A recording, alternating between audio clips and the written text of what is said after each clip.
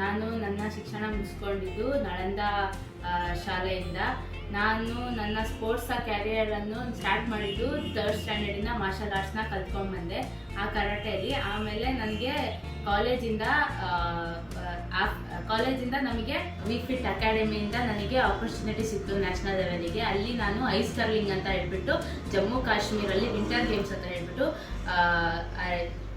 ಆ ಫೆಡ್ರೇಷನ್ ಇದೆ, ಅಲ್ಲಿ ನಾನು ಪಾರ್ಟಿಸಿಪೇಟ್ ಮಾಡಿ ಗೋಲ್ಡ್ ಮೆಡಲ್ ವಿನ್ ಆದೆ. ಆಮೇಲೆ ನನಗೆ ನ್ಯಾಷನಲ್ ಗೋಲ್ಡ್ ಆಗಿದ್ದರಿಂದ ನನಗೆ ಖೇಲೋ ಇಂಡಿಯಾದಲ್ಲಿ ಆಪರ್ಚುನಿಟಿ ಸಿಕ್ತು. ಅದರಲ್ಲೂ 3rd ಖೇಲೋ ವಿಂಟರ್ ಗೇಮ್ಸಲ್ಲಿ ನಾನು ಪಾರ್ಟಿಸಿಪೇಟ್ ಮಾಡಿ ಅದರಲ್ಲೂ ಗೋಲ್ಡ್ ಮೆಡಲ್ನ ಪಡ್ಕೊಂಡೆ. ಅದರಿಂದ ಖೇಲೋ ಇಂಡಿಯಾದಲ್ಲಿ ನಮಗೆ ಸ್ಟೂಡೆಂಟ್ಸಿಗೋಸ್ಕರ ಅಂತಲೇ ಮಾಡಿರೋದು. ಅದರಿಂದ ನಮಗೆ ಸ್ಕಾಲರ್ಶಿಪ್ ಎಲ್ಲ ಬರುತ್ತೆ. ನಮಗೆ ಏನು ಮುಂದೆ ಎಷ್ಟು ಓದಬೇಕು, ಯಾವ ಕ್ಯಾರಿಯರಿಗೆ ಹೋದ್ರೂ ನೀವು ಬೇಕಾದರೆ ಆ ಸ್ಕಾಲರ್ಶಿಪ್ಪಿಂದ ನೀವು ಓದ್ಬೋದು. ಹಾಗೆ ನನಗೆ ಎಲ್ಲ ಸಪೋರ್ಟ್ ಮಾಡಿದ್ದು ವಿಫಿಟ್ ಅಕಾಡೆಮಿ ಅವರಿಗೂ ನಾನು ಧನ್ಯವಾದ ಹೇಳೋಕ್ಕೆ ಇಷ್ಟಪಡ್ತೀನಿ. ಹಾಗೆ ನಮ್ಮ ಪೇರೆಂಟ್ಸ್ ಕೂಡ ತುಂಬ ಸಹಾಯ ಮಾಡಿದ್ದಾರೆ.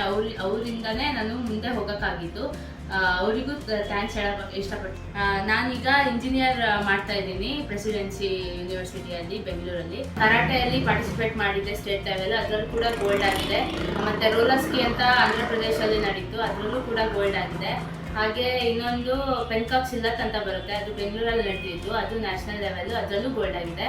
ಈಗ ಸುಮಾರು ನಾ ಪಾರ್ಟಿಸಿಪೇಟ್ ಮಾಡಿ ಗೋಲ್ಡನ್ನು ಪಡ್ಕೊಂಡಿದ್ದೀನಿ.